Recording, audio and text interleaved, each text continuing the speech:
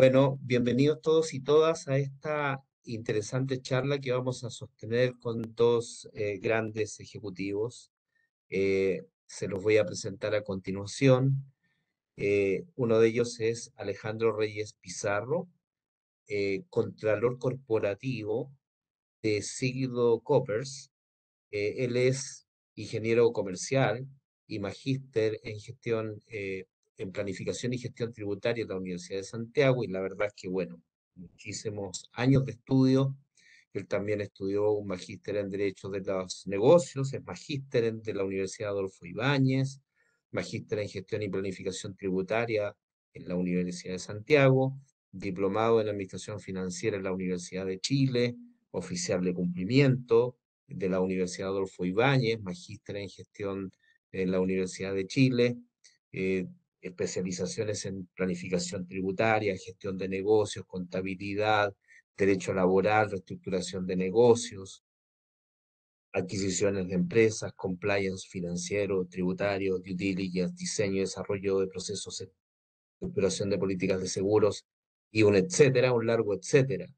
eh, mucha experiencia de Alejandro Reyes Pizarro en diversas industrias. Tenemos también que él comenzó laboralmente incluso en el Ministerio de Economía, en empresas que, siendo gerente también en empresas diversas, en AGA, eh, contralor en la compañía técnico-industrial, socio de TAC Chile S.A., y socio de Careb también, gestión de activos, y actualmente también gerente contralor corporativo, tal como les decía yo, de Siglo Coppers. Siglo Coppers, una empresa que está vinculada a competencias industriales, tecnológicas y comerciales, y que no es cualquier empresa, es una empresa que está en los 5 continentes. Imagínense ustedes lo que significa ser contralor de una empresa global, de una transnacional como Siglo Coppers. Como contralor en esa empresa tiene muchísima experiencia, y vamos a disfrutar de algunos consejos que nos puede entregar Alejandro Reyes Pizarro. Por otro lado, del otro lado del escritorio tenemos a José Galindo. José Galindo es socio histórico de KPMG, de KPMG Venezuela proviene. Estuvo durante 18 años como, perdón, por 10 años en Venezuela, 3 años en Nueva York, en USA, y 18 años en Chile, incluso como Country Risk Management Partner en nuestro país, actualmente como un Audit Partner. También tiene muchísimos estudios. Estamos hablando de un ejecutivo que estudió en la Universidad de Santa María como Public Accounting. También estudió en la Universidad de Chile, donde obtuvo un MBA, un Master of Business Administration. Y también en la Universidad de Tulane, en este programa que está en conjunto con la Universidad de Chile. Y claro, muchísimos diplomas también tiene. Es Certified en Anti-Money Laundering Specialist, es Certified Fraud Examiner de ACFE, Certified Internal Auditor y Certified Public Accountant en el State of New Hampshire. Muchísima experiencia. Agradecemos mucho la presencia de José Galindo, un experto en riesgos en una empresa auditora, una de las Big Four, y agradecemos la presencia de Alejandro Reyes, un actor emblemático de una empresa transnacional chilena, y que con todo lo que significa hacerse cargo de una empresa transnacional en el área de Contraloría y riesgos. Dos personajes que están vinculados sin duda a riesgo. Yo recuerdo cuando hablé con José Galindo hace un tiempo atrás, que él me comentó, y precisamente por eso es que me parece interesante el discurso que va a tener José Galindo respecto de los riesgos, a propósito de que él me comentaba que en el año 2001, cuando cayeron las Torres Gemelas, él estaba precisamente en Nueva York. Él experimentó el riesgo, incluso en ese tipo de situaciones, preocupado porque su familia estaba allí en Nueva York en ese momento y no estaban al lado uno del otro. Entonces, un poco de preocupación ya nos contará José Galindo al respecto. Y por otro lado, Alejandro Reyes, que sin duda está a cargo de la Contraloría, de los riesgos, de las complicaciones que representan financiera y contablemente muchísimas transacciones que están ocurriendo en nuestro país. las complicaciones, las incertidumbres que están instaladas en todo sentido en nuestro país en este momento, y no solamente en nuestro país, porque Sigdo Coppers tiene presencia en los 5 componentes y por lo tanto el riesgo es significativo. Quisiera partir haciendo una pregunta a ambos, que está vinculado precisamente con el concepto de riesgo. Nosotros en la academia visualizamos el concepto de riesgo de manera teórica. Quisiéramos saber cómo ustedes, que también han estado en la academia, que están permanentemente en la academia, en este vínculo de charlas, de conversaciones también, y precisamente en la cotidianidad, ¿cómo diferencian el riesgo desde el punto de vista teórico versus lo que se ha enfrentado de manera práctica? Estimado Alejandro, por favor, te cedo primero la palabra para que nos comentes acerca de este concepto de riesgo al que se enfrentan las empresas periódicamente. Bueno, primero que nada, muchas gracias por la invitación. Siempre un gusto. Yo he estudiado harto en la Universidad de Chile. Como tú pensaste, tengo todo 3 posgrados en la Universidad de Chile. Em, sí, pero sí, se quedó fuera en la descripción 2 cosas que son importantes para mí. Primero, que soy fotógrafo, y también hice un posgrado en arte de la Universidad Católica, que eso es lo que más me identifica. Y dos, que soy papá de 4 hijos maravillosos. Entonces, yo creo que es lo que tiene más alto riesgo hoy día, es ser papá de 4 jóvenes emprendedores hoy día. A ver, mira, primero contarles el contexto donde nos situamos, porque es muy contingente lo que está pasando hoy día en Latinoamérica. Sido Coppers hoy día es la compañía latinoamericana más internacionalizada que existe en toda Latinoamérica. Nosotros estamos con plantas efectivamente instaladas en 27 países del mundo. O sea, tenemos hoy día físicamente plantas en los 5 continentes y en 27 países, y manejamos en nuestros sistemas integrados, ¿no es cierto?, alrededor de entre 7 y 8 idiomas distintos, o sea, desde el chino, tailandés, francés, alemán y otros idiomas más.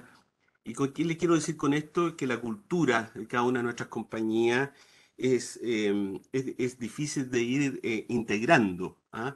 Yo diría, uno de los grandes riesgos que uno tiene que ver en estas integraciones internacionales es el aspecto cultural. Entonces, lo primero, uno tiene que centrarse en la cultura. Y yendo un poco a lo contingente del cierre de año, ¿para qué les voy a decir el tremendo nervio que tuvimos hace 2 días atrás? Nosotros tenemos 2 grandes o 3 grandes empresas en Perú, casi golpe de Estado en Perú, intervención de un nuevo gobierno en Perú, nuevos ministros en Perú. Entonces, eso, el riesgo país que les pone a nuestros negocios, la transitividad de nuestros productos y nuestros servicios en Perú, ¿no es cierto? Como también ocurrió hace poco elecciones en Brasil, ¿no es cierto? Tenemos inversión en Argentina, no nos olvidemos lo que está pasando en Argentina, ¿no es cierto?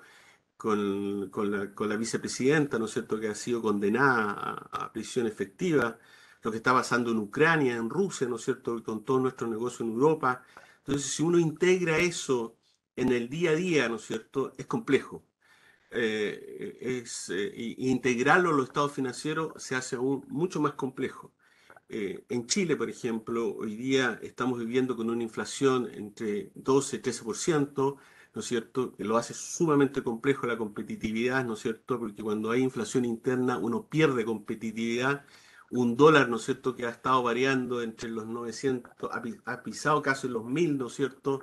Ha bajado, sube y baja con fluctuaciones entre un 8 y un 7%, complejo también de administrar. El precio del petróleo, ¿no es cierto? No nos olvidemos que hace 7, 8 meses atrás, ¿no es cierto? El precio del petróleo rondaba entre los 750, 800 pesos. Hoy día el precio del petróleo redondea 1.300 pesos, ¿no es cierto? Casi el doble de lo que estábamos viviendo hace 2 años atrás, lo que impacta directamente en el costo de los transportes. Para que tengan una dimensión, nosotros al año transportamos alrededor de 200.000 containers en nuestros diferentes negocios.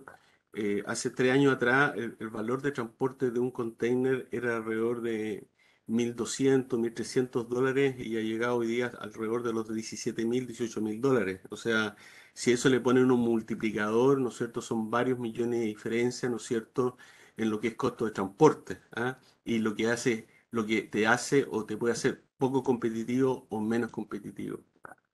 Es preocupante lo que está ocurriendo en la economía nacional. Yo leí hace poco rato, estaba conversando con algunos socios del grupo Sido Coppers, lo que está pasando en la construcción. Chile hoy día y uno lee, ¿no es cierto?, han quebrado alrededor de 300 empresas constructoras. ¿Ah? Y de esas 300 empresas constructoras que han quebrado, ¿no es cierto?, alrededor de el 25-28% de la quiebra se debe a que el sector público no la ha pagado. Entonces, la pregunta, ¿no es cierto?, ¿qué está pasando con el circuito de pago en el sector público que está impactando al sector privado? Tristemente, hoy día vimos que una empresa minera canadiense también se acogió a una quiebra, digamos. Entonces ya compañías transnacionales que tenían inversiones entre 50, 70, 80, 100 millones de dólares se declararon en quiebra. Entonces, hoy día se están juntando los ministros de Hacienda, los ex ministros de Hacienda, ¿no es cierto? Están haciendo un enclaustro de ellos para, me imagino que van a salir ciertas indicaciones o ciertas recomendaciones al gobierno respecto a qué se debe hacer, cuándo se debe hacer, cómo se debe hacer. Y dentro de este entorno, ¿no es cierto?, político incierto, vivimos también con los fantasmas ¿cómo se llama?, de las modificaciones o de una nueva reforma tributaria, ¿no es cierto? Chile es como en los últimos 3 4 años llevamos alrededor de 5 o 6 reformas tributarias o modificaciones a la reforma tributaria. Entonces, uno cómo planifica con esto, ¿no es cierto? Y obviamente uno mira hacia el lado y lo que se ha producido en Chile en forma global, y que es muy triste lo que está ocurriendo, ¿no es cierto? Se empiezan a producir fugas de capitales o capitales, la inversión extranjera, ¿no es cierto?, no quiere llegar a Chile. Y uno encuentra mucho encontrar socios en Chile, o sea, que se quieren asociar con nosotros en Chile. Te dicen, me quiero asociar con usted, pero ¿sabéis qué? Asociémonos en un país donde tenga más estabilidad tributaria y económica. ¿Ah? Entonces, uno como administrador de estas compañías, qué hacer, cómo hacerlo y cuándo hacerlo. Esas son tres preguntas muy difíciles hoy día de poder responder y de poder recomendar. O sea, decirle a un inversionista, ¿no es cierto?, a un socio estratégico, oye, metámosle 10, 20, 30, 40, 100, 200 millones de dólares en un proyecto y ese proyecto va a ser evaluado en un periodo de 12 o 13 años. El valor presente, el riesgo país que le queremos meter, ¿no es cierto?, es complejo de poderlo estimar. Yo creo que este sentido de incertidumbre que está ocurriendo hoy día en el país, obviamente impacta derechamente todo nuestro quehacer en los diferentes ámbitos del negocio. Nosotros, como Ciclo Cope, ¿no es cierto?, estamos insertos en el mundo de la construcción, de grandes construcciones, megaproyectos de construcción. Estamos insertos en el trading, ¿no es cierto? Nosotros tenemos empresas comerciales que tradan vehículos, que tradan maquinaria industrial, ¿no es cierto? Hoy día somos fabricantes de explosivos y hacemos servicios de explosivos a casi al 70% de la minería chilena. Entonces, hoy día el sistema que estamos administrando no deja de ser un poco complejo. Eh, y quiero terminar este primer comentario que uno debe creer en Chile, ¿verdad? Pero para creer en Chile tenemos que trabajar todos por Chile en forma positiva, digamos, ¿verdad? Tanto la industria, ustedes, las universidades, ¿no es cierto? Hay que ponerle cacao, ¿no es cierto?, a que Chile se merece una tremenda oportunidad. Mucho se ha hablado de riesgo. A mí me tocó dar una charla hace pocos días también en otra universidad que me invitó y como antecedente. Chile en el ranking mundial de corrupción está en el lugar número 23 o 24, está más arriba que Estados Unidos. ¿Ah? Los primeros países en corrupción son los países nórdicos, ¿no es cierto? Noruega, Finlandia, etcétera. Pero Chile está en el primer cuartil de país menos corrupto. ¿Ah? Y a veces la gente se confunde. Chile tiene unas tremendas oportunidades, ¿no es cierto? Tiene unos tremendos profesionales y hay que trabajar por eso. Yo estoy convencido que vamos a salir, ¿no es cierto?, de esta batahola que está viviendo Latinoamérica, pero va a tomar 2 o 3 años que lo vamos a pasar difícil. Ese es mi primer comentario. Muchas gracias, Alejandro. Y tomando las palabras de Alejandro, eh, estimado José, ¿cómo le ponen cacao las empresas auditoras en esto? Ah, porque están del otro lado del escritorio, ¿no? Frente a este escenario de mucha incertidumbre que está reinando en Latinoamérica, ¿cómo pueden colaborar las empresas auditoras precisamente en gestionar esos riesgos que enfrentan las empresas? Sí, efectivamente, gracias primeramente también por la invitación, un gusto verlos y compartir con ustedes un rato las experiencias y ayudarlos a navegar así por estas aguas que están turbulentas. Todo, todo este tiempo constantemente vivimos en una incertidumbre porque no podemos predecir el futuro, pero ciertamente están ocurriendo eventos que están creando mucha mayor volatilidad a a la que estábamos acostumbrados. Entonces, nosotros en la firma tenemos muy en cuenta el modelo de evaluación de riesgos que utilizamos para precisamente efectuar las auditorías. Y ese no es algo nuevo, es un modelo que ya está implementado desde que estaba el modelo COSO de evaluación de riesgos y precisamente uno se habitúa mucho a trabajar en ese ambiente, en ese foco. Voy a hablar de mucho más alto nivel porque no hay algo así, no voy a llegar a algo particular en esta intervención porque aquí nosotros vemos muchas industrias y cada industria tiene su particularidad, tiene su perfil de riesgo. Y nosotros primeramente lo que vemos, los riesgos asociados en las compañías es a lo que pueda impactar a los estados financieros y que pueda originar un error material. Entonces, lo que primero hay que enfocarse es cuáles son los riesgos del negocio, pero más asociado a la industria donde opera, a al sitio, al país donde está, al negocio que hace y cómo está estructurado, ¿no? Y claro, es mucho más complejo cuando estás tan diversificado como por ejemplo Cito Coppers, que una operación más pequeña en un solo sitio, en la ciudad de Santiago, por ejemplo. Se dedica a comprar y vender bienes. Entonces, cada compañía tiene su perfil de riesgo y lo importante es entender bien cómo ellos, cuáles son esos riesgos que los circunda para después poder hacer una estimación de la importancia de esos riesgos. Y claro, ya cuando uno ve la importancia de esos riesgos, uno empieza a evaluar la probabilidad de ocurrencia. Y en función de eso, entonces se deciden las acciones que hay que hacer, que es como mitigar los riesgos, o se traspasa o se controlan, pero el riesgo no puede eliminarse. Entonces, en la forma como esto opera es muy importante que hoy en día se sienten a ver cuáles son esos riesgos que están impactando el negocio, que va a afectar, que impacta al estado financiero. El problema que hay es la volatilidad y la velocidad con que ocurre, que son muy impredecibles. Hoy estamos teniendo un tema, por ejemplo, de alta inflación, pero también estamos teniendo el tema de la volatilidad de los precios de los combustibles, también los incrementos en las tasas de interés, de interrupción o cuello de botella en la cadena de suministro. Eh, y al margen de eso también hay un tema ahí de rotación de personal también, de falta de personal o de temas salariales o de fricciones en el comercio.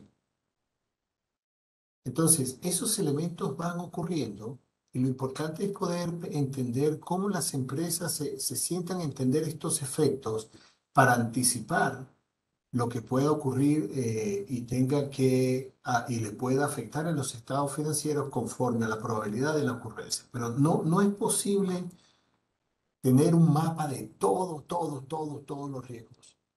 Esto es un tema de que hay que enfocarse mucho, yo uso mucho la palabra el 80-20. El 20% de los riesgos que afecta el 80% del negocio. Y así es una forma más estratégica de poder enfrentarlos, porque volviendo a lo que mencionaba Alejandro, a estas alturas ahí estamos, por ejemplo, la industria de la construcción está teniendo un riesgo, por ejemplo, de contratos onerosos, un riesgo de negocio en marcha. un riesgo de deterioro de activos. Entonces, ya va entrando en varios componentes una sola industria. Pero hay otras industrias, por ejemplo, los exportadores tienen el tema de, eh, de la volatilidad del precio de lo que están vendiendo o de la volatilidad del precio del petróleo o también de instrumentos financieros derivados. Entonces, eso es lo importante, vuelvo a recalcar, de ir entendiendo para cada empresa, para cada compañía, y cómo las personas que trabajan en la contabilidad privada, o sea, trabajan en la parte de finanzas, es muy importante esa comunicación constante con el directorio, con los auditores, porque es un tema de anticipar los riesgos y esto es un trabajo en equipo para poder salir adelante por cuanto ya cierra el año y las compañías públicas tienen fechas límites para entregar estados financieros. Perfecto, José, muchas gracias. A ver, tratemos de ahora acercarnos un poco a esos riesgos de fin de año. Estamos prontos a finalizar el año, nos quedan 2 semanas prácticamente, y hay una serie de temas. Por ejemplo, tú mencionabas, José, el tema de las empresas constructoras, que también lo mencionaba Alejandro. En el caso de las empresas constructoras, hay algo que está vinculado a la auditoría eh, y que me gustaría saber cómo se resuelve ese tema. En una empresa como CBB, por ejemplo, claro, Vicuña, no sé, una empresa constructora que aparece allí en un lío con el MOP, eh, dice que se va a quiebra, pero ¿qué pasa con las auditorías de años anteriores? Precisamente del año anterior, esa auditoría estaba reflejando que había un problema de going concern allí, de empresa en marcha. ¿Cómo resuelve una empresa que está complicada este año? ¿Cómo explica que el año anterior no haya estado complicada? O sea, la complicación se instaló recién este año. ¿Cómo el auditor se hace responsable de que no haya advertido a la empresa de que existía un ambiente de preocupación respecto a la continuidad del negocio? ¿O el auditor, bueno, a ver, miremoslo desde los dos lados, no sé, estimado Alejandro, para continuar ahí con este, primero es uno, después el otro, ¿qué te parece, Alejandro, respecto de si tú visualizas que en una de las empresas del grupo de Sigdo Coppers se perciba un ambiente complicado, pero resulta que el auditor está diciendo que todo está bien? ¿Está correcto que todo está bien cuando tú percibes que hay algo complicado? ¿Se presenta una figura conflictiva allí? Esa es la pregunta que, a ver, Mira, yo voy a responderte desde el pasado, no desde el presente, porque el presente hoy día todavía no lo cerramos, pero sí les puedo a todos estos chiquillos que nos están escuchando darle una experiencia del pasado y cada uno saque sus propias conclusiones. Nosotros, hay un caso que escribió la Universidad de Chile, caso de éxito. Nosotros teníamos una empresa que se llama Sidopac, ¿ah? Que era una fábrica de film plástico, y un día estando en las clases con ustedes en la Universidad de Chile en posgrado, me pasaron un caso, decía caso de éxito Sidopac. ¿Ah? Y a mí, cuando lo leí, chuta, dije, ¿cómo le digo a todos mis compañeros de curso que yo había firmado el cierre de la compañía, digamos? ¿Ah? Y me voy a referir a ese caso porque es un caso muy ilustrativo de lo que referido a tu pregunta. Nosotros habíamos invertido en Argentina en una planta nueva de film plástico alrededor de 250 millones de dólares. Es una planta modernísima, robótica total. Yo creo que de las plantas que he visitado del grupo y fuera del grupo era una de las más modernas. Y esa planta entró en un proceso de interrupción de producción bastante fuerte. em, y obviamente, como soy el gerente controlador corporativo del grupo, quise interiorizarme personalmente lo que estaba pasando. Así que me fui con el gerente general de la compañía y el gerente de administración y finanzas corporativo de esa compañía a Campana, donde está ubicada la planta. A un rico almuerzo argentino, obviamente, y después nos fuimos a conversar. Entonces, lo primero que observé de la compañía fue un exceso de inventario. Entonces, como control, chuta, dije, tenía un inventario, normalmente una compañía de ese estilo debería haber tenido un inventario para 2 meses y tenía un inventario para 8 meses. O sea, entendamos que un inventario es inversión en working capital, ¿no es cierto? Y hay deuda contra el inventario, intereses contra el inventario, todo lo que implica tener un inventario grande, digamos, sobre todo en un país riesgoso como en Argentina. Y un inventario más encima que estaba indexado al dólar. Entonces llamé al gerente de abastecimiento y le dije, y lo reté. Le dije, oye, mira, es impresentable que ustedes tengan, ¿no es cierto?, un inventario para 8 meses, ¿no? O sea, mira, los resultados de la compañía, hay quiebre de producción y todo lo demás, y ustedes están teniendo este inventario para 8 meses. Lo encuentro absolutamente impresentable y irresponsable de tu parte. El señor me dijo, mire, señor Reyes, antes de responderle, ¿me da un minuto, por favor? Sí, lo que tú gustes, le digo. Y se va con sus dos ayudantes y vuelven, ¿no es cierto?, con una yegua. Lo que no saben lo que es una yegua es un carrito para llevar cajas. ¿Ah? Y venían en esa yegua alrededor de 20 archivadores. Y cada uno de esos archivadores representaba, cada papel de ese archivador que contemplaba un cambio en las regulaciones de importación y exportación que la señora Kitchen hacía. O sea, decreto, no se puede importar más de $50.000 en los próximos 2 meses. Decreto, no se puede importar. Decreto. Entonces nos trajeron alrededor de 200 o 300 decretos que habían salido en los últimos 6 meses, en los cuales habían barreras legales de importación y exportación para materias primas. Entonces el señor me dijo, mire, si quiere yo le rompo el inventario, porque usted se hace responsable de la compañía que el próximo mes no va a poder importar esta cantidad de plata. O sea, usted toma la decisión, no yo. Yo.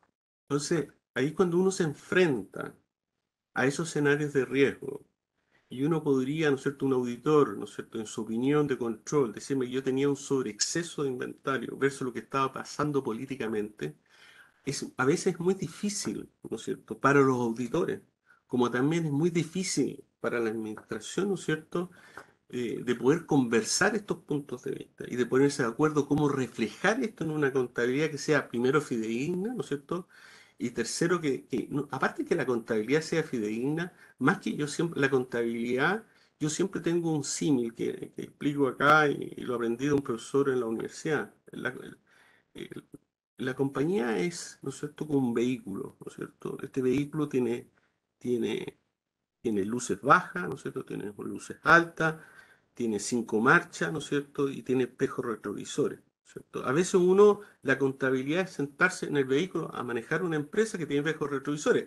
La contabilidad va reflejando lo que ya ha pasado, ¿no es cierto?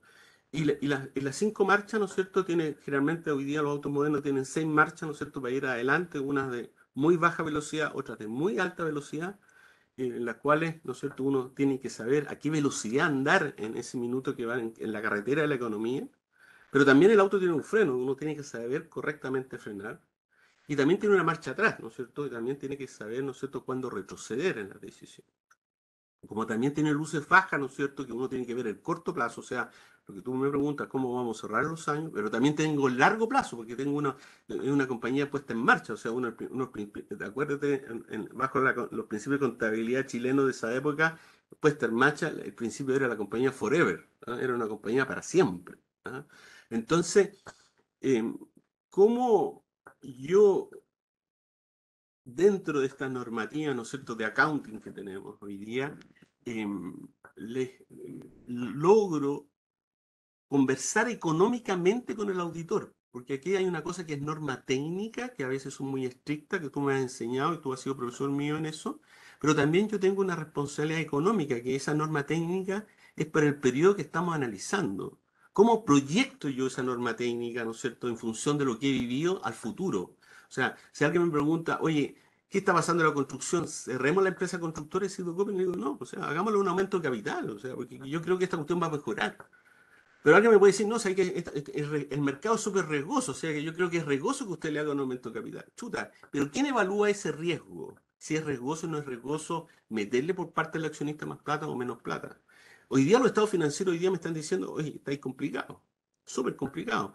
Y hemos vivido un escenario complicado, no solamente lo que está pasando, como dijo el profesor, en el término de, ¿no es cierto?, de los transables, en el término del transporte, en términos, sino también no nos olvidemos, ¿no es cierto?, que el mundo y Chile en particular, ¿no es cierto?, vivió un COVID.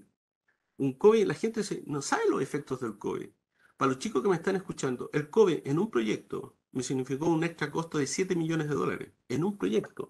Imagínense que nosotros manejamos 20 proyectos. $7 millones, ¿por qué? Porque en un avión que iban 300 personas podían bajar máximo 100. En un comedor donde almorzaban 3.000 personas podían almorzar máximo 800. En un hotel donde podíamos alojar tantas personas podíamos alojar un tercio. En un dormitorio que podían dormir X personas, podían dormir un tercio. eso extra, que, ¿no es cierto?, que IFRS, ¿no es cierto?, nos permitía el accounting correcto de esos extra costos. No, váyase al activo, esto es un costo activable, ¿no es cierto? Y después cuando le pague, lo facture, y decía, oye, ¿sabes que te vengo a facturar el extra costo? No, compadre, tenemos que negociar el extra costo, ¿no es cierto? Porque no estoy tan convencido de que esto tenéis que hacer un imperme en la cuenta por cobrar, o no, porque no tenéis nada firmado por el cliente. Oye, pero viejo, no podía parar la obra. Entonces, hay que situarse en la realidad operacional y económica en conjunto con la realidad, ¿no es cierto?, y las reglas de accounting, digamos, que existen hoy día. No son reglas y no son principios que son 100% rígidos. ¿Ah? Entonces, una de las cosas que he aprendido en mi experiencia profesional, y por eso estudio tanto IFRS y voy y mando a mi gente a curso de IFRS y más IFRS, porque tengo que conectar la realidad de las compañías, ¿no es cierto?, con lo que cómo describo esa realidad en los estados financieros. Eh, y no es menor lo que está ocurriendo este año. Este año es un año histórico en términos de presentación de estado financiero de la sociedad anónima. La Comisión de Valores cambió la memoria. Nunca más vamos a ver la memoria que estábamos acostumbrados. Hoy día salió una nueva circular. Después, si quieren, me hacen la pregunta, la 461, que obliga a las compañías a pararse en otro escenario. Obliga a las compañías a pararse en el área de sostenibilidad. O sea, y en el escenario de sostenibilidad hay un mundo para discutir. O sea, ¿qué se entiende por sostenible, digamos? ¿Ah? eh, qué es lo que es no sostenible, que sí es sostenible en el mercado. ¿Ah? ¿Compro auto eléctrico o compro un autocombustión? ¿Qué es lo que es menos contaminante, que produce más o menos CO2? Si le hago la pregunta a los estudiantes que están acá, yo creo que el 80% me van a decir que el auto eléctrico produce menos CO2 que un auto a combustión. Es la pregunta, la pregunta clásica, la respuesta clásica, pero están equivocados. Un auto a combustión produce menos CO2 que un auto eléctrico. ¿Y la respuesta por qué? Porque la fabricación del auto se consume, ¿no es cierto? El auto eléctrico consume más CO2 que la fabricación de un auto, ¿no es cierto?, convencional. En la eliminación de la pila, ¿no es cierto?, que el tamaño de la pila, que dura como 1000 años, la destrucción de la pila va a consumir más CO2 que el auto eléctrico. Entonces, uno se queda con la primera vista, pero uno no ve detrás la segunda y la tercera y la cuarta vista. Entonces, en nuestras profesiones que estamos a cargo de esta compañía y de esta área funcional dentro de las compañías, tenemos que saber conversar y distinguir lo que es económicamente viable y financieramente viable de cómo eso que es viable registra una contabilidad correcta bajo los principios correctos. Yo soy 100% de acuerdo que las IFRS deben existir, y me alegro mucho que Chile esté en la IFRS porque hacemos comparable el país A con el país B. O sea, imagínate, antes llevábamos principios contables chilenos, ¿no? Era imposible salir a invertir afuera porque teníamos principios distintos, países distintos, normas contables distintas, sumábamos peras con manzanas, al menos hoy día sumamos peras con peras. Pero esas peras con peras hay que darle, ¿no es cierto?, visibilidad económica, visibilidad, ¿no es cierto?, de permanencia. Y es el éxito de Sido Copper, yo creo. Que hemos podido conversar muy bien, ¿no es cierto?, con nuestros auditores, con nuestros abogados, con nuestros mentalistas, ¿no es cierto?, con nuestra gente de planta, con nuestra gente operativa, de hacer un negocio operativo sustentable. Y eso es lo importante hoy día de lo que conecta, ¿no es cierto?, con el profesor José. Eh, y creo que, y después les puedo comentar un poco cómo nosotros controlamos los riesgos, porque sí los controlamos, y somos, yo creo que estamos dentro de las 5 o 6 primeras compañías a nivel chilena que tienen mejor gobierno corporativo en el control de riesgos. Y eso es un trabajo muy lindo, así que me da el tiempo para no alargarme, les puedo explicar cómo nosotros controlamos los diferentes tipos de riesgos y cómo los compatibilizamos esos tipos de riesgos con nuestra contabilidad. Perfecto, muchas gracias, Alejandro. Bueno, vi un guiño ahí al hidrógeno verde de repente, ¿ah? Probablemente ahí se esté coqueteando con esa nueva herramienta, ¿no? A ver, José, mira, cuando Alejandro habla de las consideraciones económicas, de las que van más allá de lo contable, pudiera ser que ese discurso económico se confronte con las reglas y los estándares contables, en el sentido de que la empresa auditora puede estar diciendo ya que hay un problema de empresa en marcha, aquí hay posibles deterioros, aquí hay posibles contratos onerosos, Y por otro lado, la empresa está diciendo, oye, no, pero sí que esto hay que mirarlo en el largo plazo. La verdad es que aquí no tenemos deterioro, no tenemos un problema complejo de continuidad, porque se podría pensar esto en el corto plazo, pero en el largo plazo esto no va a ser así. Eh, cómo se llega finalmente a un acuerdo entre lo que dice la empresa en términos económicos, lo que dice la contabilidad en términos estrictamente contables? Claro, lo que pasa es que aquí hay un elemento que es técnicamente conocido como incertidumbre, los supuestos y las incertidumbres, ¿no?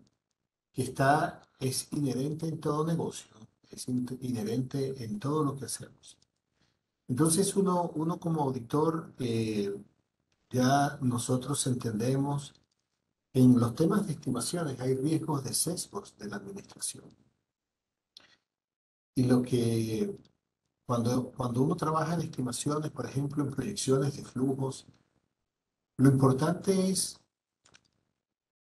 entender el proceso y que la información sea objetiva y la data sea verificable.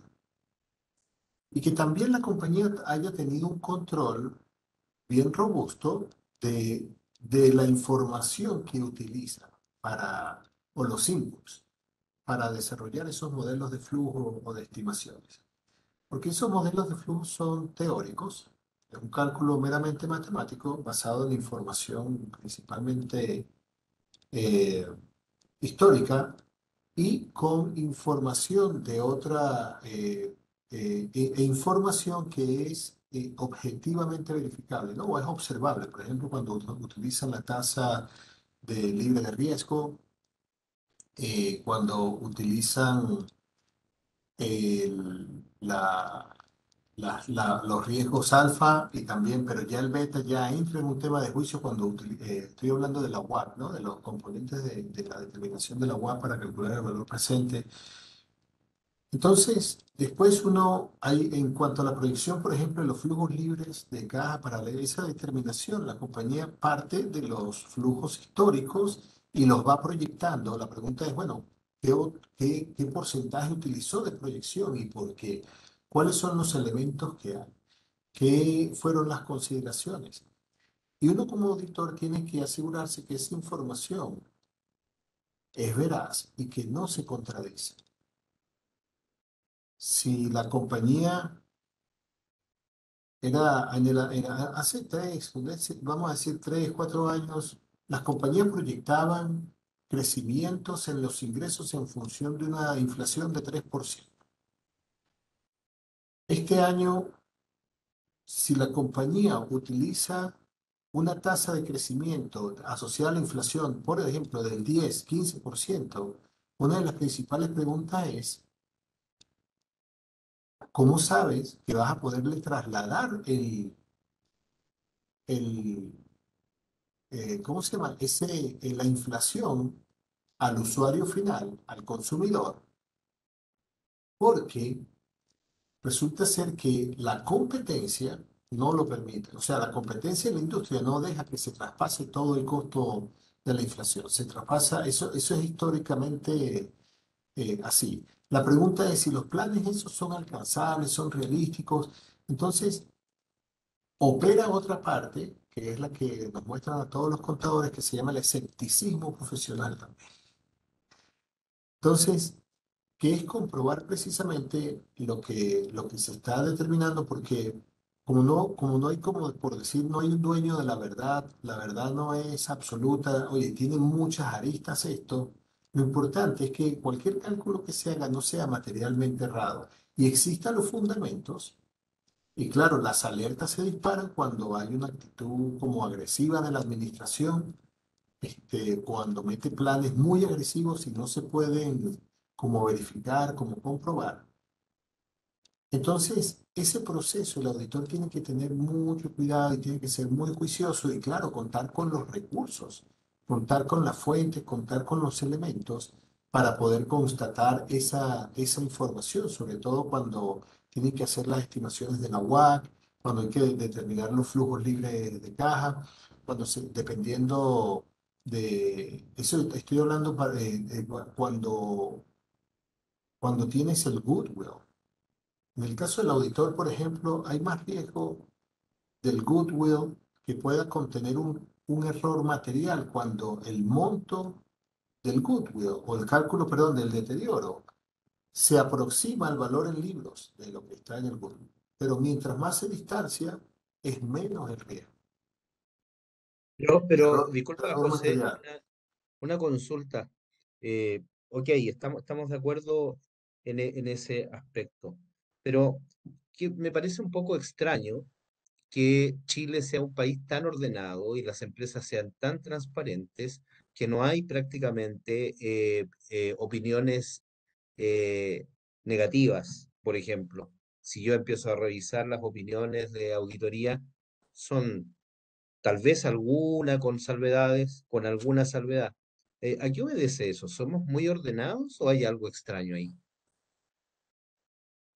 O sea, lo que está diciendo eso es que el auditor al efectuar sus procedimientos no identificó errores materiales. ¿Ok? Y al no haber errores materiales, claro, puede, o sea, uno en la auditoría da una opinión, opina sobre la razonabilidad del estado financiero, o sea, que esté libre de errores materiales. Pero la principal responsabilidad incluso de reparación del estado financiero es de la administración. Es la administración que tiene que tener controles, su gobierno corporativo, toda una estructura para asegurar que los estados financieros no contengan errores materiales. Y nosotros los auditores tenemos que efectuar procedimientos para asegurar que esos estados financieros están libres de errores materiales y errores y fraude. Entonces,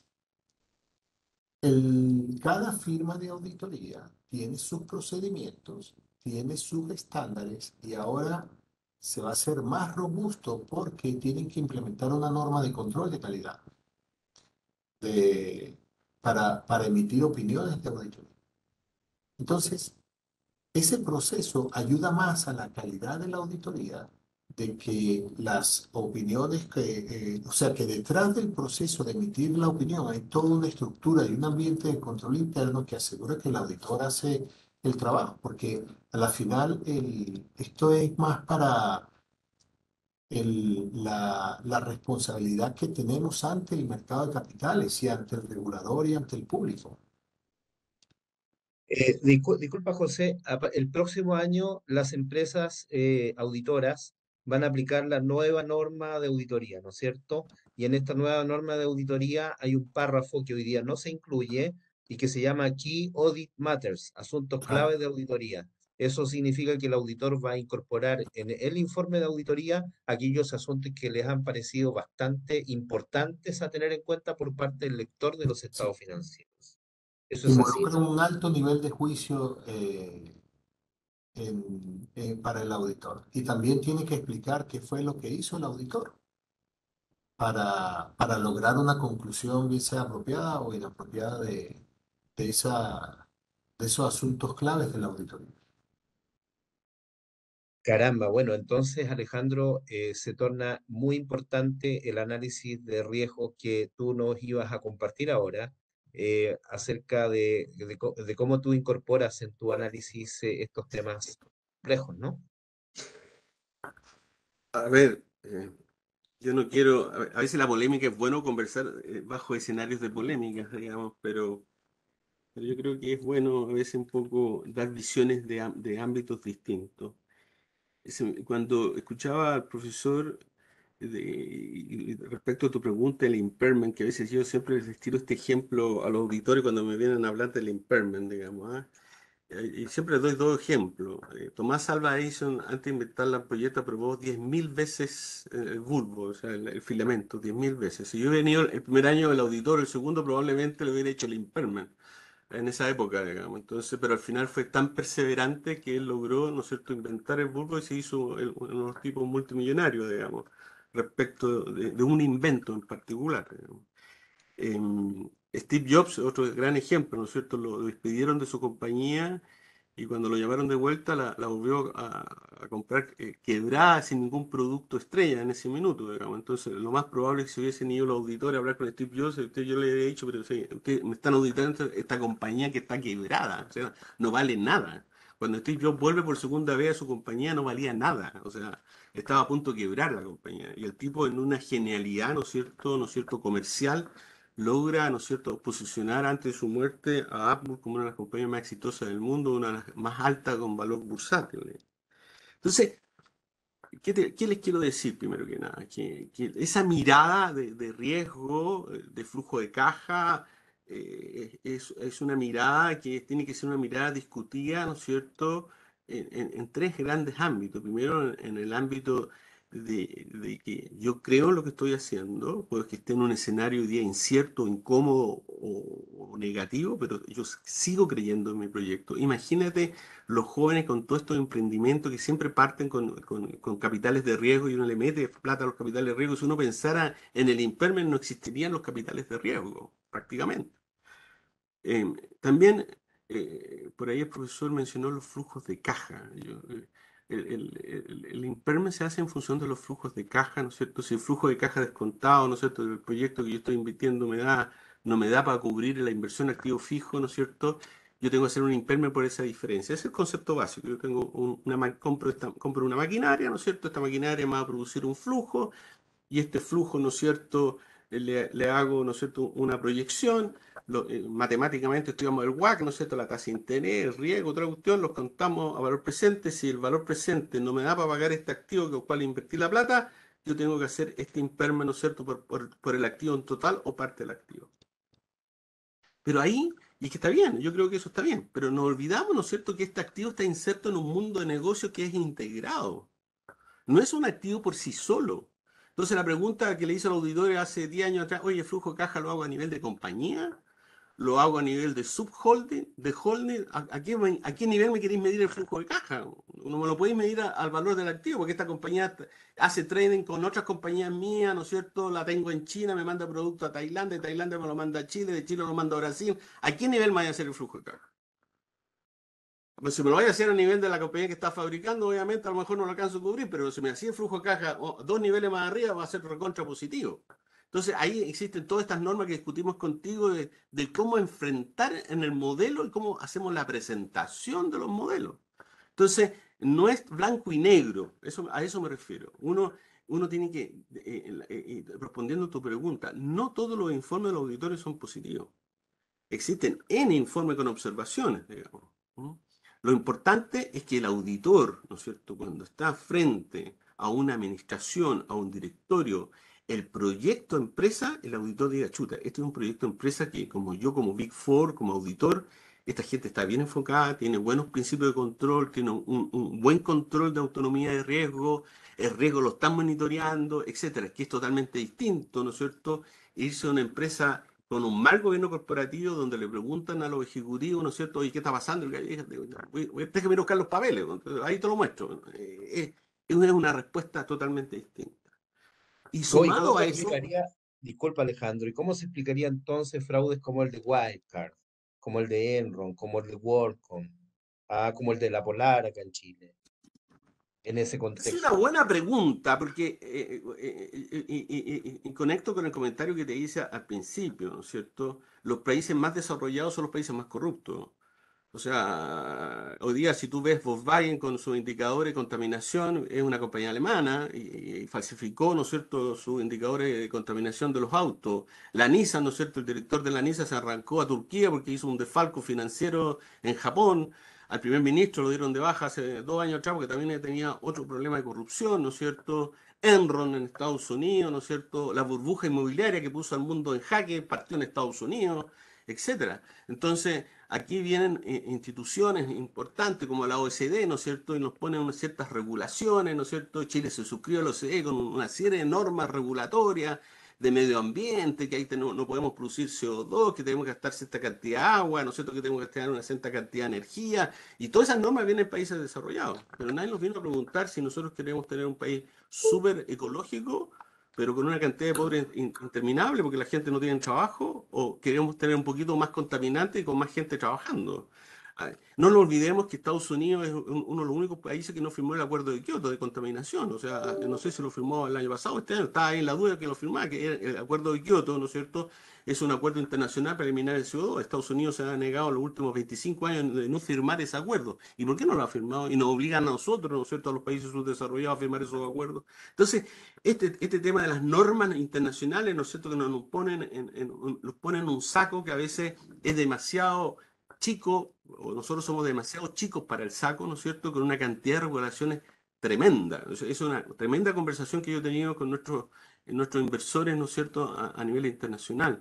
No nos olvidemos que hay un dato bien importante, y le comento esto, pues, es información pública, es probable. En Chile, 1240, 1250 empresas en Chile, 1240 empresas, 1240, guárdense ese número, 1240 empresas en Chile financian todo lo que es Chile, El 1240 80-20.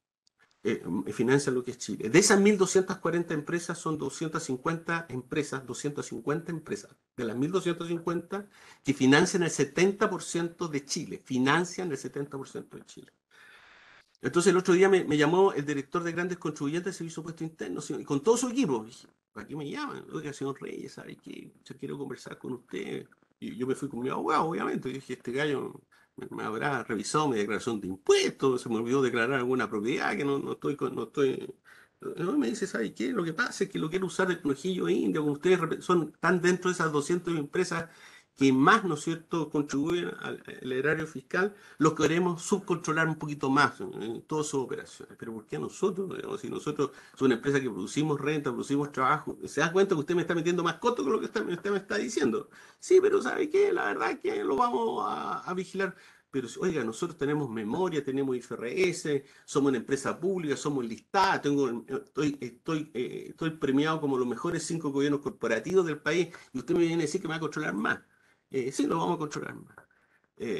Entonces, se produce una dicotomía, ¿no es cierto?, en lo que se entiende por riesgo de control con lo que uno debería, ¿no es cierto?, pensar en informar. Respondiendo a tu pregunta, yo creo que los auditores tienen todas las posibilidades. Nosotros tenemos una política con los auditores que es muy clara y muy precisa, es una política que yo mismo emití acá en Ciclo Cover. Nuestros auditores se reúnen con el directorio en forma directa trimestralmente, no una vez al año. Nosotros cada vez que presentamos estados financieros, esos estados financieros le pedimos a los auditores trimestralmente, que no es norma, no es ley para eso, pero le pedimos a nuestra auditoría, ¿no es cierto?, a nuestros auditores, que es Deloitte, le pedimos que nos revisen trimestralmente los estados financieros y ellos los presentan al directorio y los directorios, nosotros los ejecutivos los salimos del directorio y los directores tienen la posibilidad de hablar directamente con ellos, ¿no es cierto?, cualquier situación que ellos ven riesgosa o no riesgosa en forma súper transparente. ¿Ah? Obviamente, en el respeto profesional que ellos tienen, cuando hay una situación riesgosa, nos dicen, oye, ¿sabes qué? En este directorio nosotros le vamos a comentar a tus directores que nosotros vemos esta situación riesgosa, digamos. Para que tú te van a llamar, para que tengas un programa de trabajo, para enfrentarlo, bla, bla, bla, bla, bla, bla, bla, bla. Entonces, respondiendo a la pregunta de Leonardo, nosotros funcionamos internamente, nosotros tenemos 5 comités y cambiamos el sistema organizacional de la empresa. Nosotros, la verdad que ya ese tema de gerencia acá, gerencia allá, gerencia a la otra, más o menos, prácticamente nosotros ya no tenemos esa estructura. Nosotros nos reestructuramos por proceso.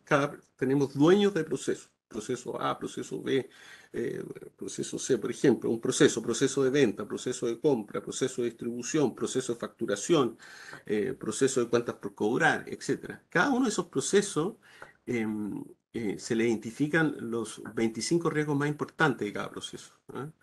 Y dentro de ese proceso, si hay riesgos críticos, tienen que identificar. Entonces, dividimos estos procesos en 4 grandes bloques. Primero están los medioambientales. O sea, tenemos personas que se tienen que dedicar y hay dueños de procesos que tienen que levantar todos los riesgos medioambientales que la compañía puede enfrentar, ya sea producto de una operación, por la operatividad de la operación, ¿no es cierto? O ya sea, ¿no es cierto?, por un accidente causado por terceros. A nosotros, a modo de ejemplo, nos han descarrilado en los últimos 2 años 3 veces el tren, ¿no es cierto?, que no tenemos. Descarrilar un tren produce daño porque hay derrame de petróleo, hay derrame de productos contaminantes, ¿no es cierto?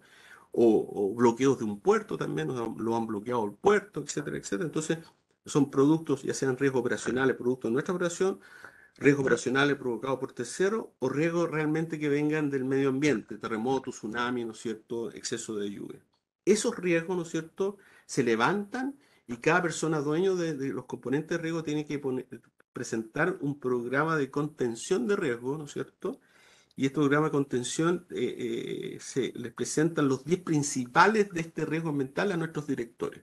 Y se les presenta con un OPEX, con los gastos operacionales para controlar este riesgo, y los CAPEX, que hay inversiones de activos fijos de corto, mediano y largo plazo que tenemos que hacer para controlar el riesgo.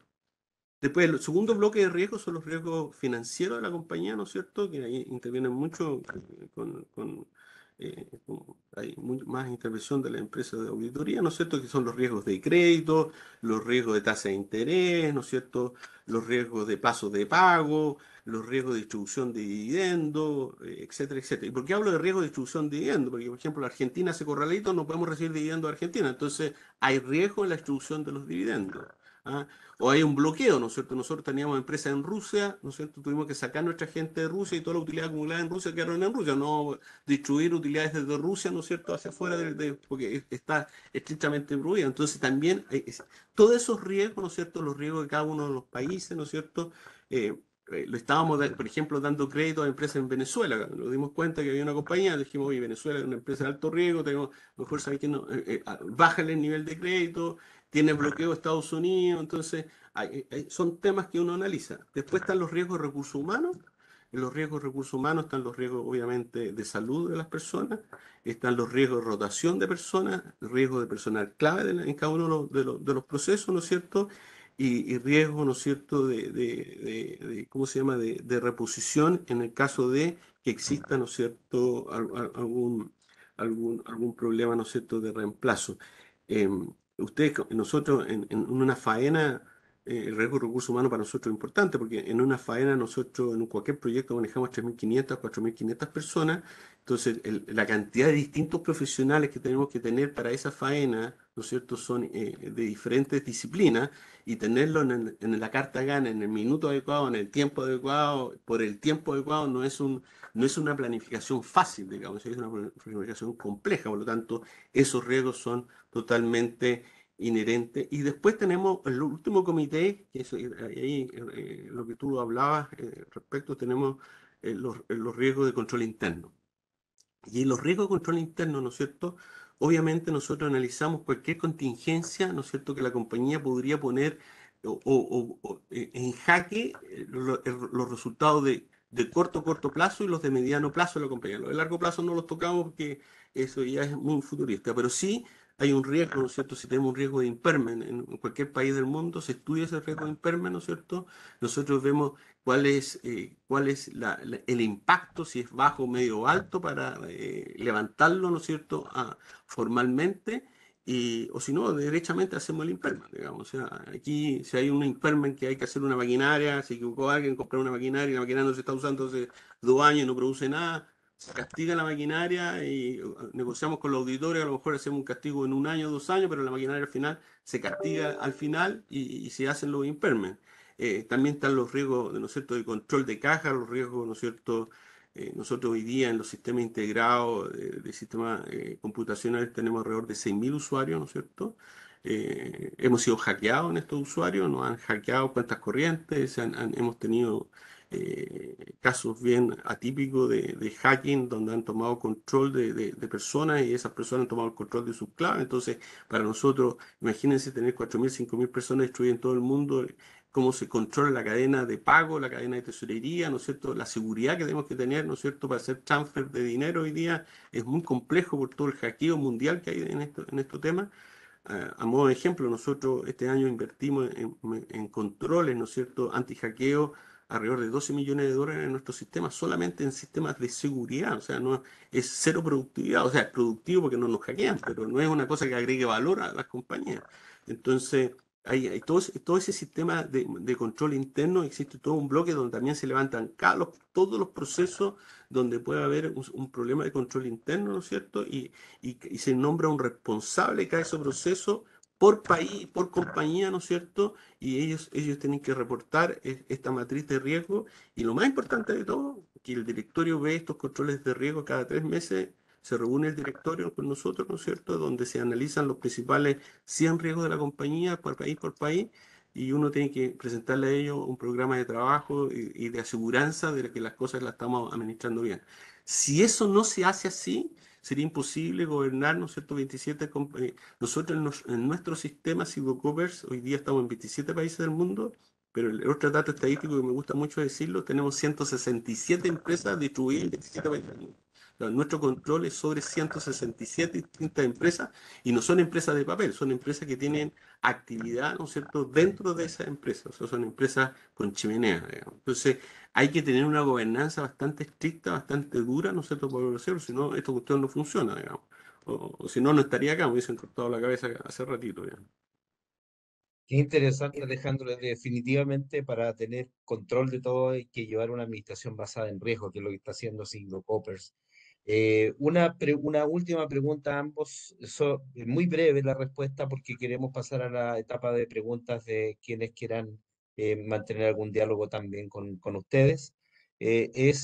Bueno, tú, Alejandro, sin duda estás dentro de todas tus responsabilidades, recibiendo gente permanentemente. ¿Recomendarías tú que la gente se siga obteniendo conocimientos en diplomas de contabilidad internacional de IFRS? Bueno, eso es fundamental, pues, o sea, yo creo que hoy día, imagínate, yo tengo 5 magíster, sí, y alguien me va a preguntar a mí por qué estudiaste tanto, o sea, y no estudié tanto porque me gustara estudiar tanto, bueno, me gusta, pero cuando me hablaban de OPA no sabía nada de OPA, entonces nosotros estábamos comprando, haciendo fusión, adquisiciones, y decían, oye Alejandro, vamos a hacer una OPA, ¿qué te parece? Chuta, OPA, ¿qué es lo que es una OPA?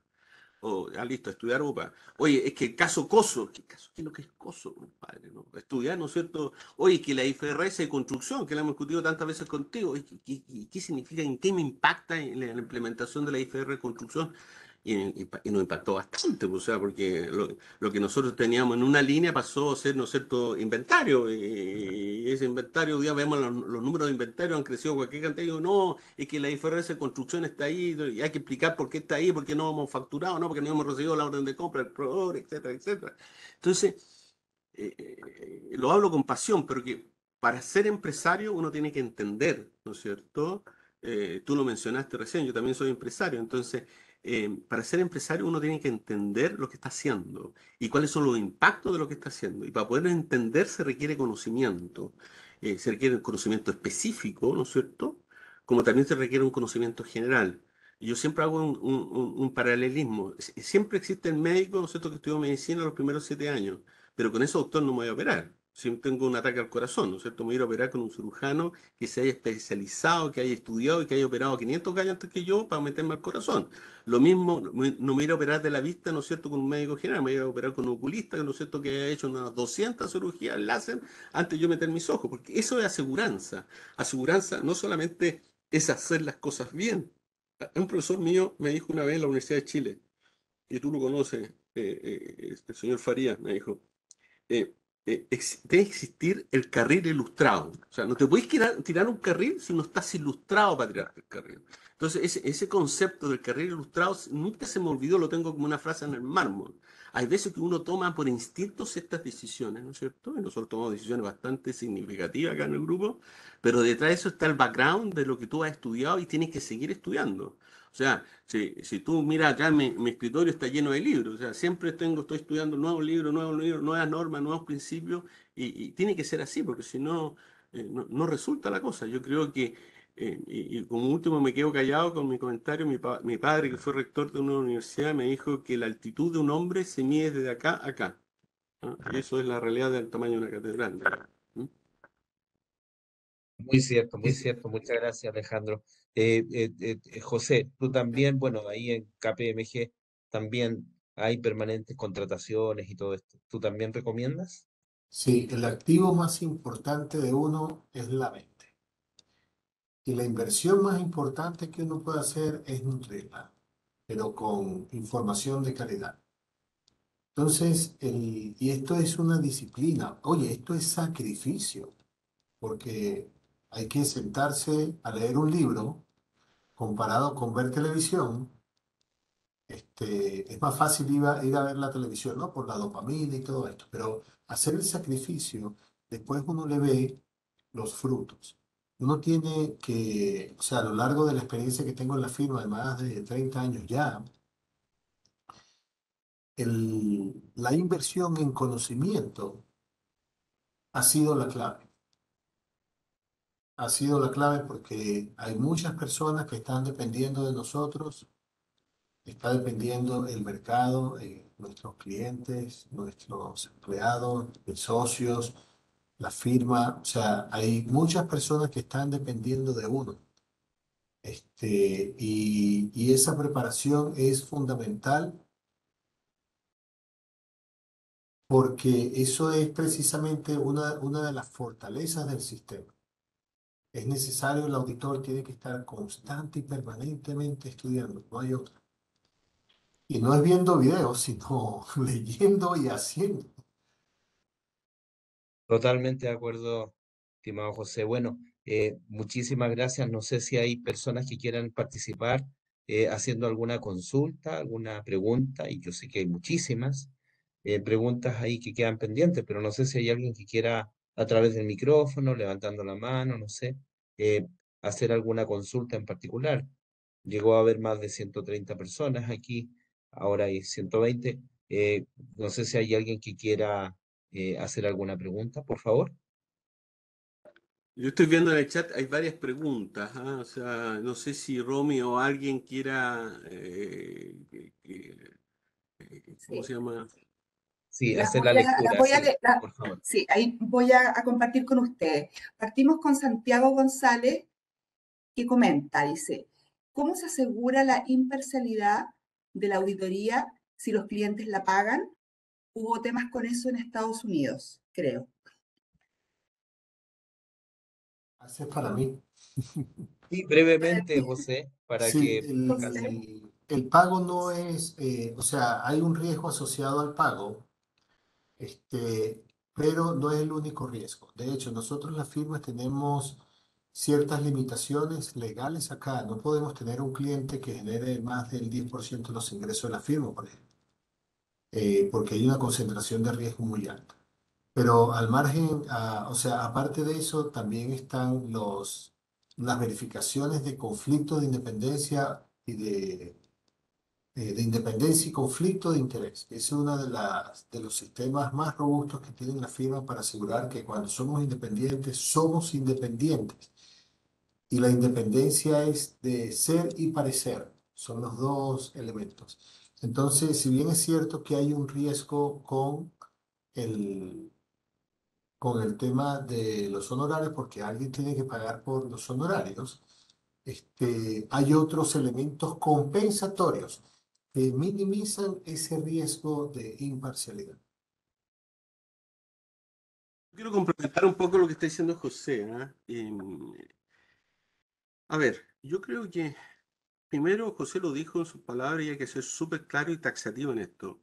Es responsabilidad de la administración entregar la información fidedigna a los auditores. Aquí estamos parados en una administración, ¿no es cierto? Cualquier empresa tiene que tener una administración súper proba. En el caso de la Polar que tú mencionaste recién, Leonardo, no nos olvidemos que el presidente del directorio había sido elegido 2 años anteriores como el mejor ejecutivo del año, ¿no es cierto?, en Chile. Y a pesar de los galardones, ¿no es cierto?, que él tenía, la información que se le entregaron a los auditores, que en este caso fue Pricewaterhouse, no fue una información fidedigna, se le ocultó información a los auditores. Entonces, acá el tema de que uno pague o no pague un servicio no tiene relación con la calidad de ese servicio que uno está haciendo. Cuando yo voy al médico y le pago al médico, no le estoy pagando que me diga, oye, estáis súper sano, así que sale tranquilo a correr nomás. Le estoy diciendo, oye, te estoy pagando, pero quiero que me digas también en este pago que te estoy diciendo si tengo algún problema al corazón, me meto un test de esfuerzo, me va a decir, oye, ¿sabes qué? Tenéis que tomarte algo para el colesterol, etcétera, etcétera.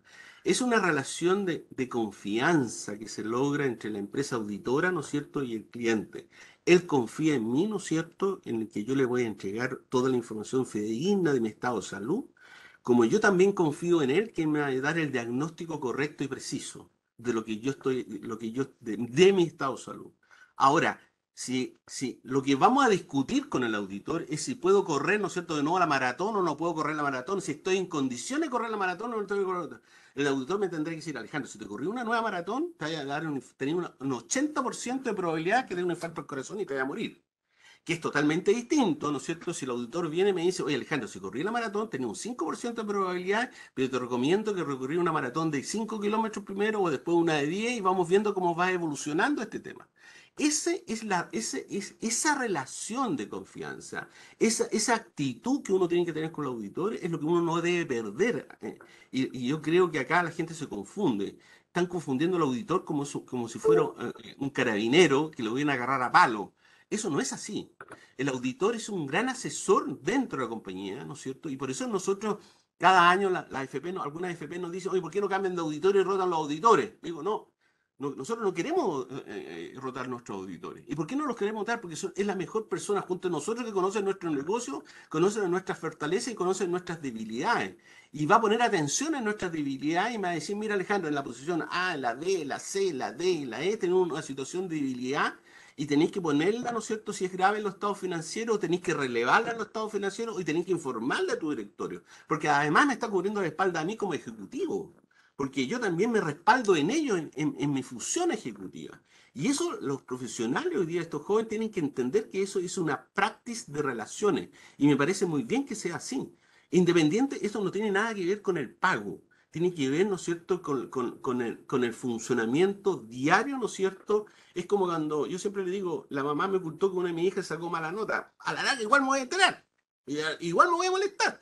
Igual la voy a castigar. Entonces prefiero que me lo diga al tiro. ¿Sabes qué? Acá has tenido una mala nota. Ok, pongámonos rojo con la mala nota y vemos qué hacemos. Te pongo un profesor particular para que refuerce tus materias, etcétera, etcétera. Eso es lo que uno tiene que lograr convivir con los auditores. Gracias, Alejandro. Vamos a la siguiente consulta de Rodrigo López. Comenta, un control de riesgo llevado como SK con varias gerencias sería solo para empresas grandes. ¿Cómo se aplicaría ese modelo para empresas menores o pymes? Mira, es una súper buena pregunta. Yo creo que el control de riesgo es transversal y no es dependiente del tamaño de la compañía. ¿Ah? Eh, eh, no, yo tengo un emprendimiento con otro socio, un ex Deloitte, no sé lo que tengo nuestra empresa de asesoría financiera, contable, tributaria y legales.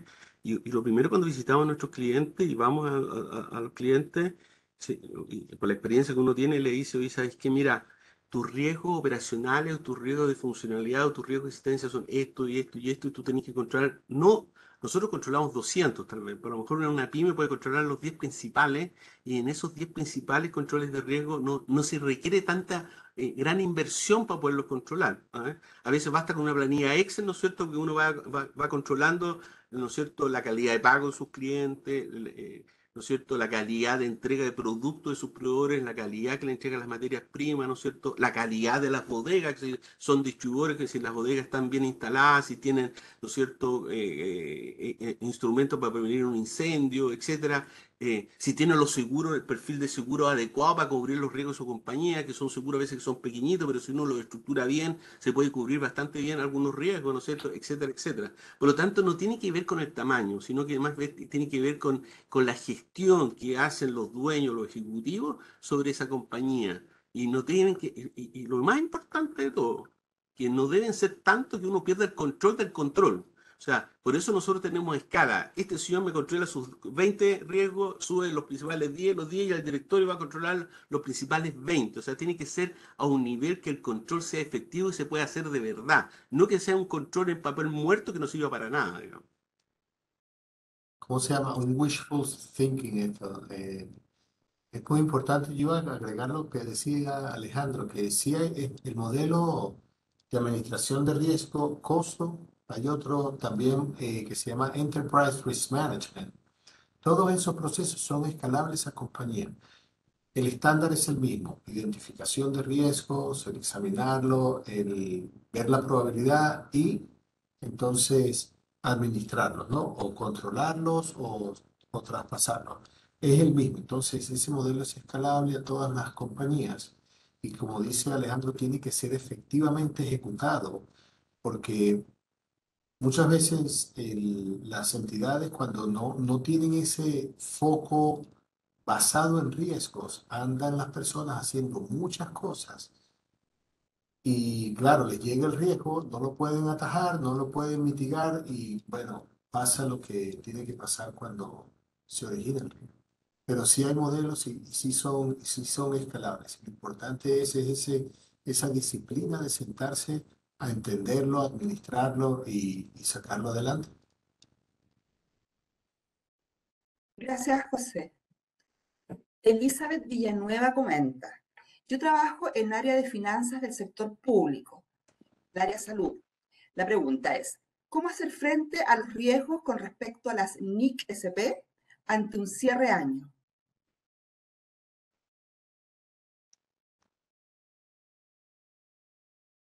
Yo le voy a responder Habla. de la casa porque mi señora es gerente comercial de una gran clínica en Santiago, así que vivo con ellos todos los días.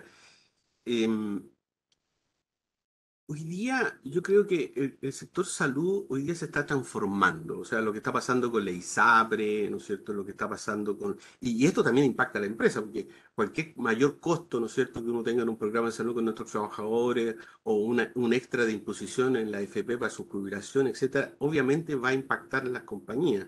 Ahora, en el sector salud hoy día, ¿no es cierto?, las compañías hoy día están, en mi modo de ver, están súper complicadas, ¿no es cierto? Y hay que ver qué sector está complicado, porque no todo el sector salud está complicado. O sea, los prestadores de salud, las clínicas, hoy día yo creo que es un problema que ahí no hay complicación. Lo que tienen son los intermediarios del sector salud, que son la ISAPRE, que están al medio, ¿no es cierto? Y obviamente yo creo que en el tema ISAPRE, hoy día hay un riesgo bastante alto que de alguna forma el país tiene que sincerizar en su estado financiero cuál es la real situación de la ISAPRE. La ISAPRE, uno lee la prensa y están súper complicadas financieramente. Yo creo que es un temazo hoy día cómo registrar eso a final de año respecto a lo que está pasando en ese sector especial de la intermediación en salud. No en la prestación, la intermediación. Hoy día existe un problema país, ni siquiera un problema de gobierno bastante profundo. Hay muchas ISAPRE que ya no le dan crédito a las clínicas, o sea, las clínicas no la atienden por la ISAPRE, uno tiene que ir uno va a la clínica alemana y uno tenía, por ejemplo, Cruz Blanca, o sea, atender a la clínica alemana le dice, ¿sabes qué? Págame tú la cuenta y tú andas a arreglarte con tu ISAPRE. Y uno va al ISAPRE y dice, no, pásame la boleta, le vamos a reembolsar. Y un reembolso que demoraba 15 días, hoy día está demorando 45 días, 60 días y mucho más, digamos. Y con un trámite administrativo bastante. Eso, de alguna forma, el sistema tiene que recogerlo hoy día. Caso especial en la clínica Las Condes, parece, ¿no? Y yo no conozco el caso específico ahí de las clínicas Las Condes. Yo iba a agregar que el sector salud, o sea, respecto de las NIC-SP, también está el riesgo de lo que hay que considerar de las pérdidas crediticias, de las cuentas por cobrar. Está asociado también el riesgo de inventario al tema de contratos de construcción o contratos onerosos.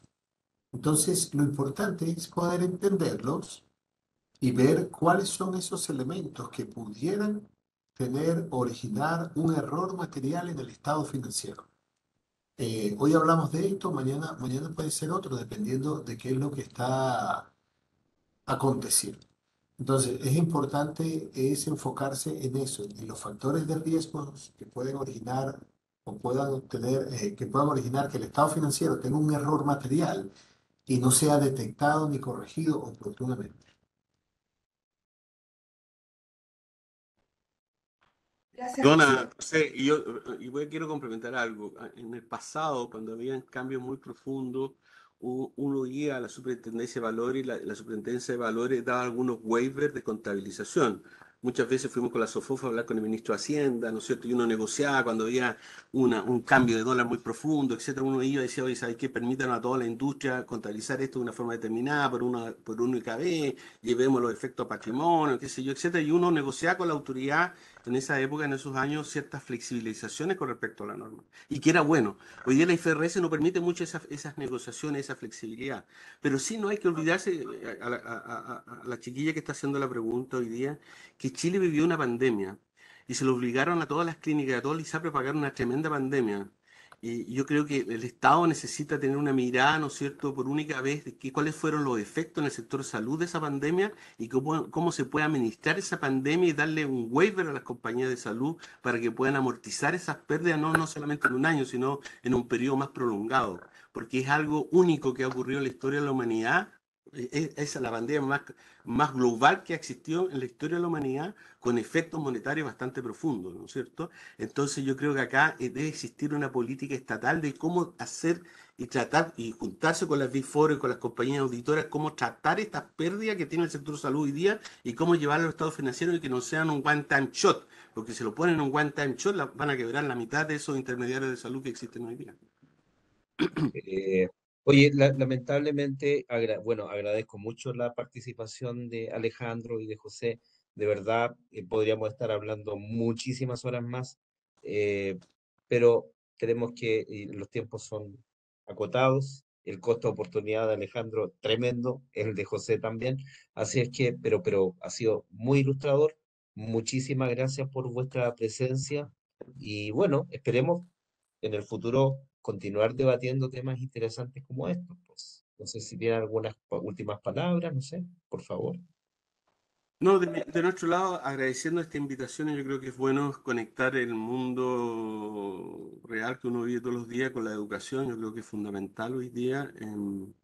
Existe mucha deficiencia en algunas áreas de la educación que hoy día las empresas necesitan. A modo de ejemplo, ¿no es cierto? En seguridad computacional, uno va a buscar un profesional, no existen. Un profesional experto en algo, no existen. Entonces, es bueno este approach. Y desde ya, desde Sildo Poppers, a cualquiera de los que me están escuchando, si quieren profundizar en algunos temas, los dejo invitados que me vengan a ver, a tomarse un café a la oficina. Feliz de compartir nuestra experiencia un poco más cercana con un grupo, con alguno de ustedes y demostrarles los modelos que tenemos.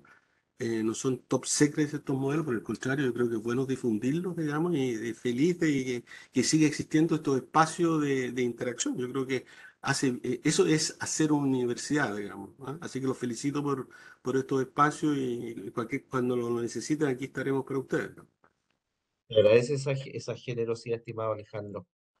José, Sí, yo de verdad estoy agradecido por la invitación contigo, Leonardo, con la universidad. Muy grato conocer a Alejandro y poder conversar con ustedes, tener este espacio abierto, sobre todo para la profesión, ¿no? Porque necesitamos tener cada vez más este tipo de espacio, de instancia, hacer llegar conocimiento. Yo iba a terminar con una reflexión que hace un tiempo escuché que la inteligencia artificial iba a sustituir al contador público o al contador y no es así. Y lo quiero decir a los participantes que es que el juicio profesional no es insustituible. Y esto es uno de los grandes beneficios de que esta profesión no está muy lejos de ser sustituida por una máquina. Así que hay que seguir adelante, seguir invirtiendo en educación y también en relaciones. Conmigo yo también estoy a la orden. Cuando deseen me contactan aquí o en la firma, como deseen. Sí, les deseo muy buenas noches. Gracias. muchas gracias, José. Bueno, eh, un placer. Muchas gracias a todos quienes estuvieron conectados y conectadas. Un abrazo y vamos a seguir haciendo universidad. Muchas gracias. Muchas gracias a todos y en los próximos días enviaremos la grabación a todos los que han estado preguntando. Y también si alguien quiere hacer alguna consulta, en el chat dejé el mail de Claudia Cerda, a quien le pueden hacer llegar las preguntas y encantados se las vamos a responder. O los podemos dejar conectados con el director. Muchas gracias. Buenas tardes. Chao.